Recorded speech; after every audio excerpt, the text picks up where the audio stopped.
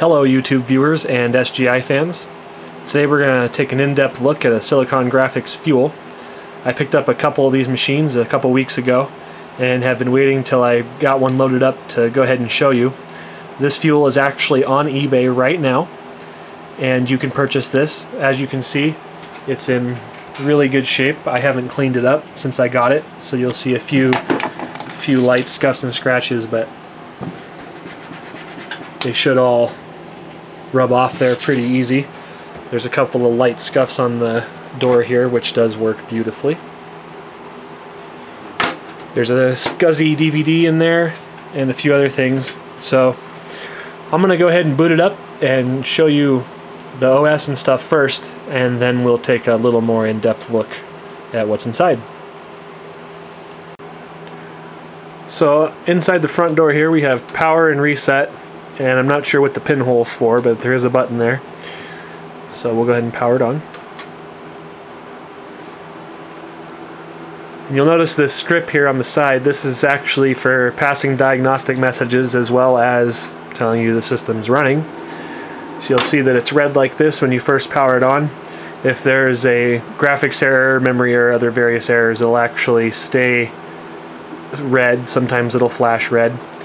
The flashing white means that it's doing its diagnostic tests.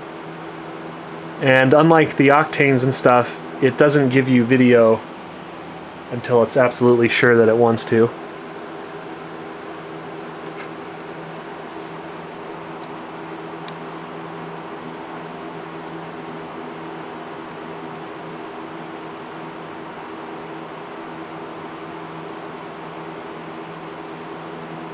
Okay. Now we're up here, and I apologize in advance for any screen strobe lightness. We're running at a 72 Hertz refresh rate, I believe, so you shouldn't see too terribly much of that.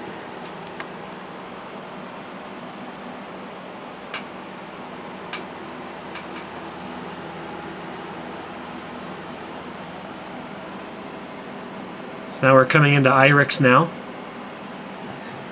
I just installed 6.5.30 on here.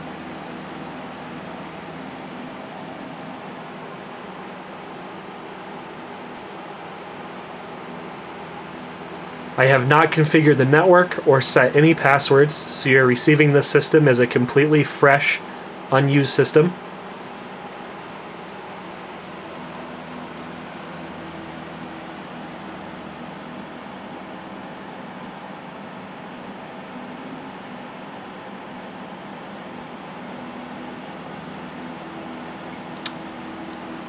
I don't have the Ethernet adapter plugged in, so it's going to gripe.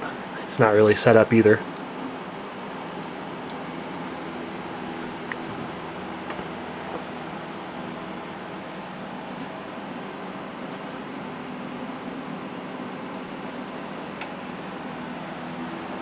Now we're going to come up into X Windows.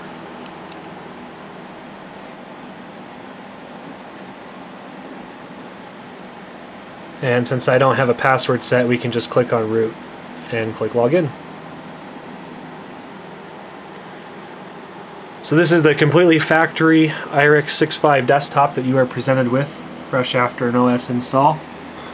See, we have some folders here, CD-ROM drives there, our icon catalog or program catalog, and then this is kind of what you could think of as a start menu. Let's see here. Let's pull up System Manager, about this system, and as you can see, we are 800 megahertz R16000, 512 megs of RAM, 4 megs of secondary cache. We have the V10 graphics board, and as you can see here, it has 32 megs of memory, and it doesn't know what monitor it is, etc. Boy, that looks weird, doesn't it? Okay, I went ahead and adjusted the camera up for the monitor so you can see this a little bit better now. We're going to play with a couple of the demos. Now, for anyone who's wanted to play with the SGI demos, probably the best way to do it is to open the button fly first, where you are presented with, well, a button. Now you have a bunch of buttons. And let's see. Here we go. IREX demos. So you have a bunch of different ones to pick from. Probably the most popular ones that you've seen are Text Cube, which is just a textured cube that you can grab and spin in any direction that you want. Actually, let's grab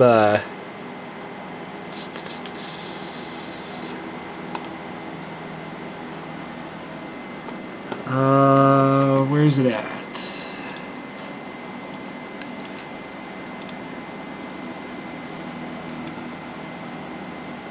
System performance, I believe. Here we are, GROS view. As you can see, we got a single CPU here. Green is idle. We have memory. We have CPU wait time. Sys ACT. Not sure what that ACT stands for, but that measures system calls and forks and things like that. And then the very bottom one is our graphics subsystem. Go ahead and close that. So we'll stop our cube. As you can see, it went down a little bit there. And if I move the mouse, the system call meter obviously does move a little bit. So let's grab our cube here and so as you can see, it doesn't use too terribly much of the graphics processor, and even the main CPU is just sitting there hanging out. So while that's sitting there spinning, we'll go ahead and open another demo. And let's flip around a Porsche. Porsches are fun.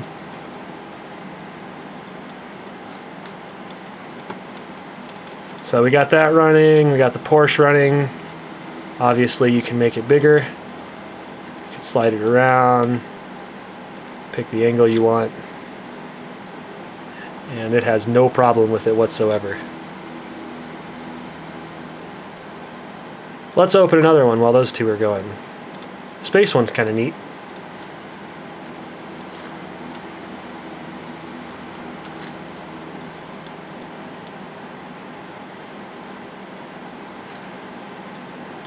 Alright, so as you can see here, we're not dropping any frames on anything. We have 3 separate 3D demos running.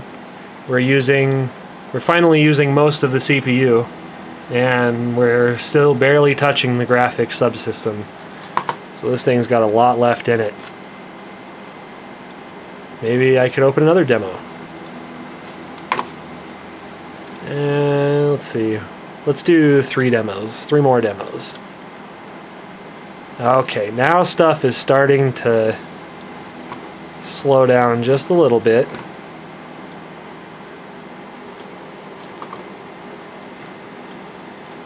Not too much though. That's still a really good frame rate.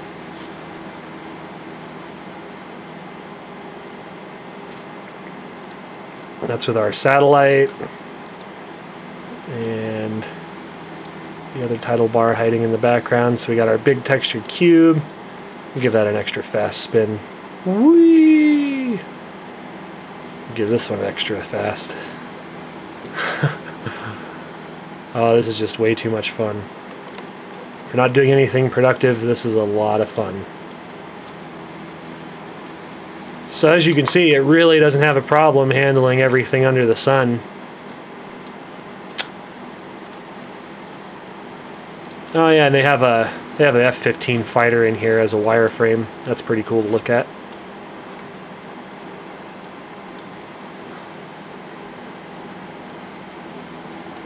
Very, very powerful machine. On small instructions, much like the ones that they feed into graphics processors, this machine is equivalent to a Pentium 4 at 3 gigahertz.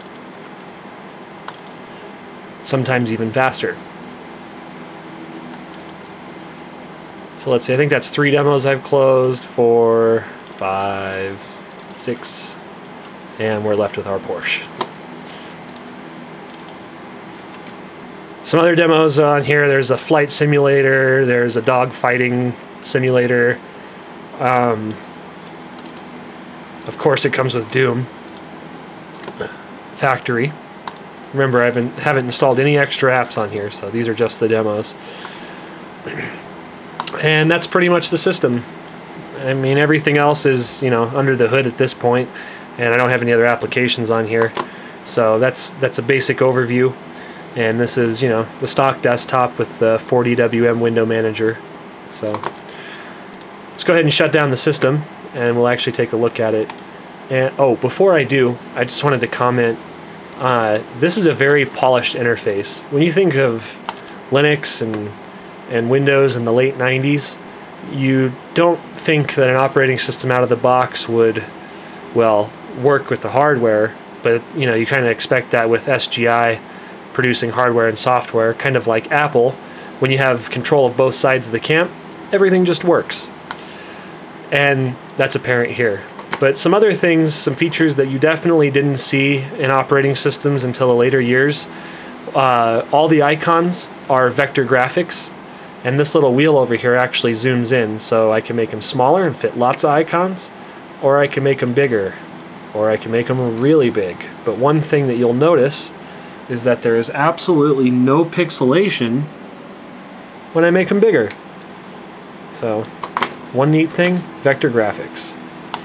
I don't have the sound plugged in, but the operating system's interface does make sounds as you navigate through it and use various functions. So it definitely was a media workhorse back in the day, and you had fun doing it while doing it. Okay, so let's go ahead and shut down the system. So from the system menu, shut down, and then I'll check power off.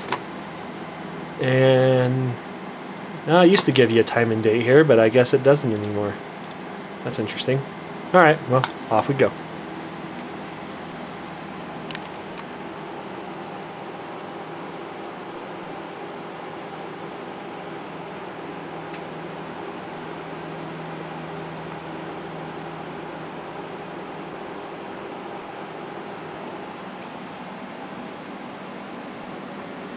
Focus.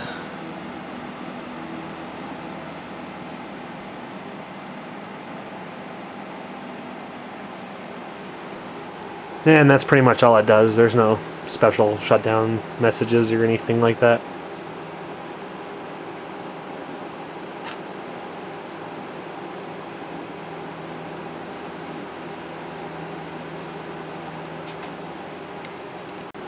Okay, our brief overview of the back of the system, starting up top with our 460 watt power supply. We have our name tag with serial number, obviously. We have PS2 keyboard and mouse, nice that it doesn't use something proprietary. We have 2 USB ports, and it was not specified that these were USB 2.0, so I believe they're 1.1. We have our standard legacy parallel and DB9 serial. These are different than what you would see on the Octanes and stuff. They are more of a PC type of connector, and I guess this is kind of a PC form factor, being in a mid-tower case. This pretty much looks like an ATX setup. We have gigabit Ethernet, and this L1 port here is for management, so if you had a few of these in the cluster, or you had a hardware issue, you can jack into here and feed it some commands and reconfigure things. We've got our 120 millimeter fan here that pulls air out. We have 4 card covers right here, and then our graphics sits at the very bottom. This is a V10 graphics card. The V12 would have a second head and some extra outputs. And just like some of the later generation Octane 2s, we have ditched the Sun 13W3 video port in favor of a DVI. It appears that this is dual link DVI capable. And we have some other ports that are normally found on Silicon graphics systems. You'll see here a little glasses icon, that is for 3D glasses. And then this is for Genlock. And then this guy says swap ready. I don't know what the swap ready does. But the 3D glasses thing is kind of interesting. So you think of the paper 3D glasses where you have the red and blue lenses. Well, they actually have an electronic variation, and they do for the 3D TVs as well that are actually wireless. And you can get wireless 3D glasses for your workstation as well. But they plug into here, and what this does is it actually controls the refresh rate of the glasses. Like it controls the lenses as if they were shutters, so to speak.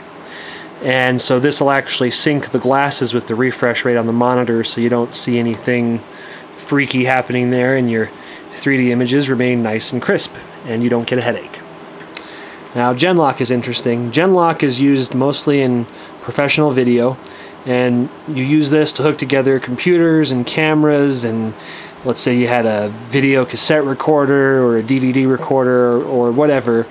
Pro video gear will have a Genlock to sync the video and audio signals between everything, keeping it happy.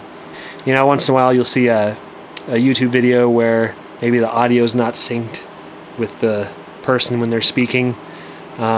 If you were using a bunch of professional equipment, it may have been a Genlock issue. Removing the side panel doesn't reveal too terribly much initially. You have to do a little bit extra work to get in there. But what you can initially see is that we have our... Oh, I guess you can't really see that. Now what we can initially see is 4 PCI-X slots. These are a standard PCI slot with a bit of a tail hanging out there.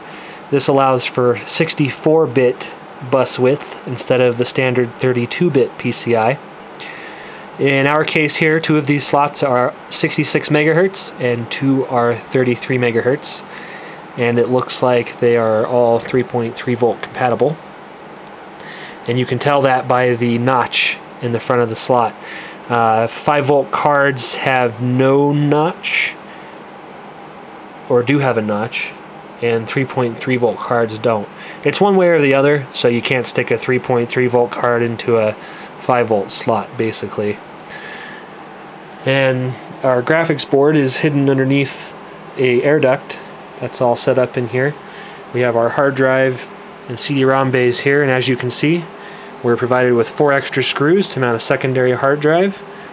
We are provided with a set of 3.5-inch bay drive rails and a spare set of 5.25 bay drive rails, which are easily accessible by popping this latch here. I like this toolless design. The case isn't completely toolless, I would say, but they made a effort for sure. Okay, to gain access to this system further, you will first need to swing out the hard drive cage. This is done by removing this screw down here and this screw up here. And I believe, yep, it'll just pull right up, so you can lift with one finger and it swings out. And then you'll hear click. And there's basically a latch right here that acts as kind of a detent to keep this swung out. And now you have access to the rest of the system and can service it. So I'll pull this cable off of here.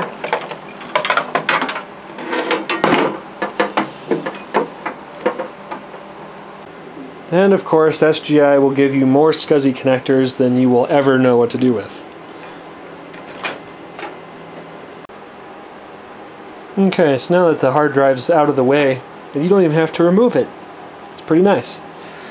We'll need to remove the duct here, and that's really simple. All you gotta do is lift straight up. Be very careful. You'll notice on the bottom of the duct that there is an outlet for each processor that it needs to cool, and then there's a whole separate duct for the RAM, which divides in this very complicated way. I bet this was designed on an SGI. Looks pretty sweet. And that finally gives us access to the base system board inside the machine. Now on a SGI Fuel, you will be greeted with 4 memory slots.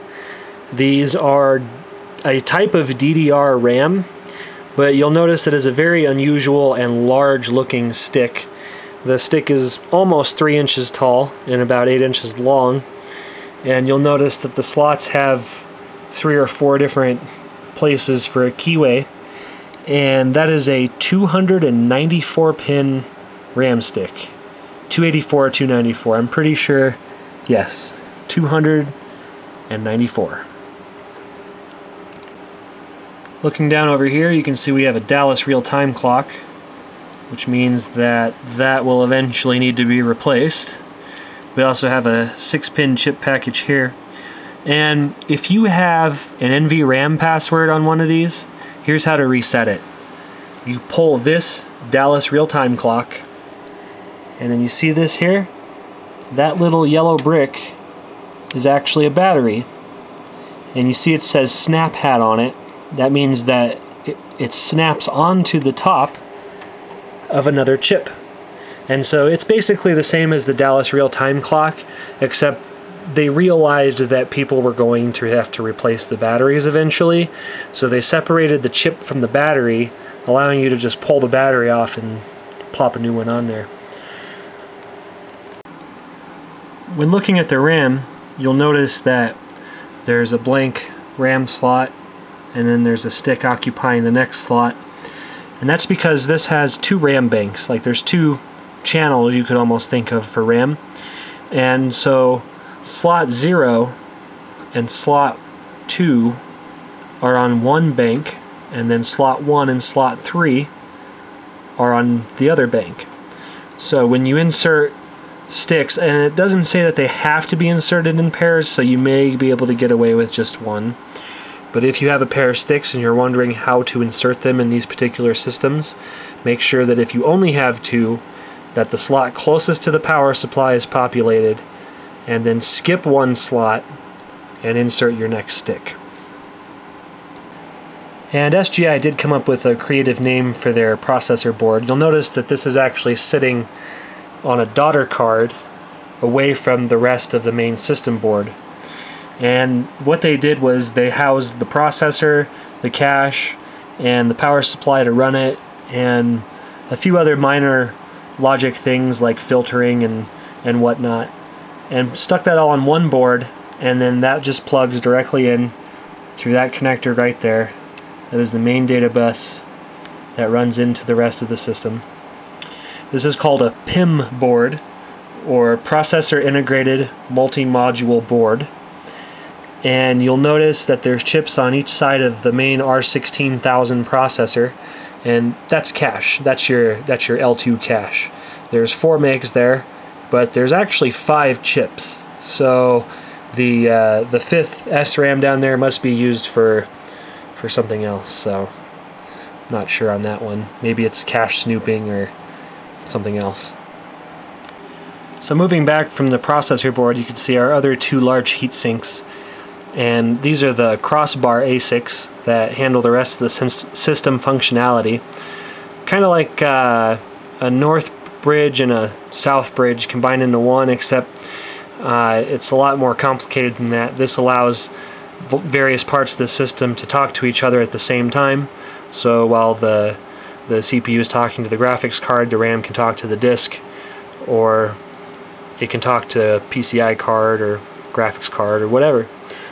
And there's actually 2 separate PCI buses on this. So two PCI slots are on one bus, 66 megahertz, and 2 PCI slots are on the other bus at 33 megahertz. The front side bus is 200 megahertz. And I know a lot of you that may not know a lot about these machines are thinking, well, 200 megahertz is slow. Well, think about this. The memory bandwidth on this beast was 3.6 gigabit. Now that's probably not too much to sneeze at by today's standards, but you have to remember that when the Core i7 first came out, that its QPI interface was 4.6 gig. So I think that the QPI does still move a little bit more. I think that might be gigabytes, or they have a specific unit of measurement for the QPI interface. But it's definitely comparable to this. The memory bandwidth on this thing is just enormous. Okay, so now we're going to take a look at the graphics card. And to access the graphics card bay in one of these machines, you'll need to remove this screw here and these two screws here, and you'll notice that there's actually little arrows in the metal that tell you where you need to be. And to actually pull the shield out, what you do is you grab it like this, and then you curl your fingers, your knuckles, in to pull this towards you.